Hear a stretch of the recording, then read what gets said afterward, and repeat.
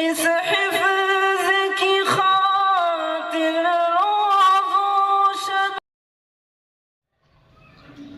ماشاءاللہ یہ تھے سید شہادہ بھائی جو اپنی تقریر آپ حضرات کی سماعتوں کے حوالے کر رہے تھے. آئیے اب اس کے بعد میں محمد عفان قریشی والمحبوب قریشی دیکھ لو شعبہ سے میں نے دعوت دیتا ہوں کہ وہ آئے اپنی تقریر حقوق العباد اس عنوان پر پیش فرمائیں.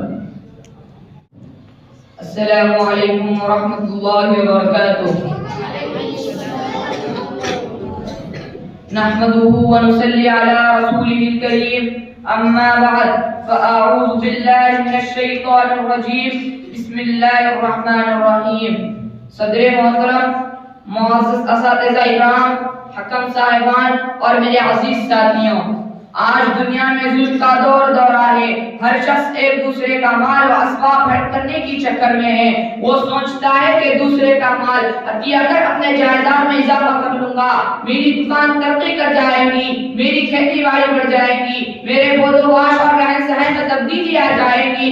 حالانکہ وہ یہ نہیں سوچتا ہے کہ دوسرے کا مال اپنے مال میں ملا کر، دوسرے کا کھیت اپنے کھیت میں شامل کر کے وہ اپنے آپ کو جہنم کی دہکتی آگ کا مستحق بنا رہا ہے. وہ یہ نہیں سوچتا ہے کہ دوسرے کا کھیت غصب کر کے اس نے اپنے کھیت کی مقدار میں اضافہ کر دیا، حالانکہ اس کی اس حرکت کی وجہ سے ابدی دنیا کا نقصان اس مقدر بن چکا ہے. وہ سوچتا ہے کہ دوسروں پر ظلم زیادتی کر کے میں اپنے جاہ و حشر اور اقتدار میں اضافہ کر رہا ہوں، اپنا معیار زندگی بلند سے بلند کر رہا ہوں، حالانکہ اس کے یہ افعال دوزخ کے شعلوں کا لباس پہنا رہے ہیں. آج کا انسان کس قدر نادان ہے، جن چیزوں کو وہ اپنے فائدے کا سودا سمجھتا ہے وہ سراسر گھاٹے کا سودا ہے، مگر اسے سمجھ میں نہیں آتا. اسے دوسروں پر ظلم زیادتی کرتے ہوئے لطف آتا ہے. وہ دوسروں کا مال ہڑپ کر کے خوش ہوتا ہے اور دوسروں کے جائیداد پر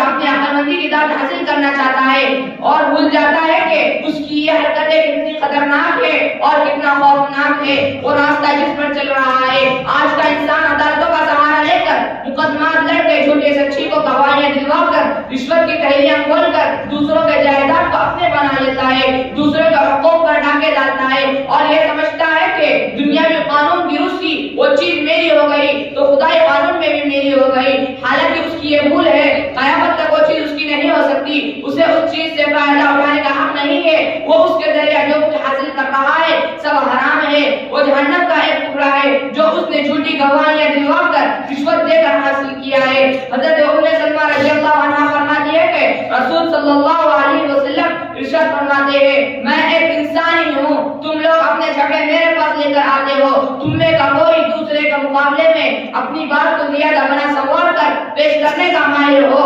لہذا میں اس کو سچا سمجھ کر اسی کے حق سے فیصلہ کر دوں. بس سن لو، جس کے لیے میں اس کے بھائی کے حق سے فیصلہ کر دوں تو وہ اسے ہرگز نہ لے، کیونکہ وہ جہنم کا ایک ٹکڑا ہے جو میں اسے کاٹ کر دے رہا ہوں. ایک دوسری حدیث میں ہے، جو کسی ایسے چیز کا دعوت ہے جو اس کی نہ ہو، ایسے شخص کو اپنا ٹھکانہ جہنم میں ڈھونڈ لینا چاہیے.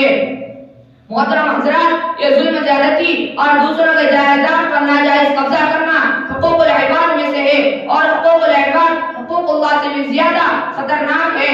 اللہ تعالیٰ اپنا حق چاہے گا تو معاف کرے گا، بندوں کا حق بندے ہی معاف کریں گے تو کرے اللہ معاف نہیں کرے گا، بلکہ قیامت کے دن بڑے خطرناک طریقوں سے وصول کیا جائے گا. رسول صلی اللہ علیہ وسلم ارشاد فرماتے ہیں، جس نے ایک وارث کی زمین ظلم لے لی ہو، قیامت کے دن 7 زمینوں کا طوق پہنایا جائے گا.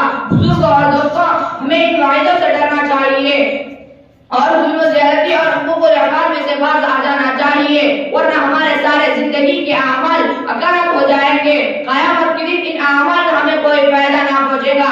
ہم اس دن افسوس سے ہاتھ ملیں گے مگر اس دن کا ہاتھ ملنا کام نہ آئے گا. میں اپنے ایک شعر کے ساتھ یہاں بات ختم کرنا چاہتا ہوں. وہ غیر تھی وہ صبر ایمان ہے کہاں، وہ غیر تھی وہ صبر ایمان ہے کہاں، حسن عمل کے دل میں وہ ارمان ہے کہاں. ایک غل مچا ہوا ہے کہ مسلم ہے خستہ حال، ایک غل مچا ہوا ہے کہ مسلم ہے خستہ حال، پوچھے ذرا کوئی کہ مسلمان ہے کہاں. وما علینا الا البلاغ.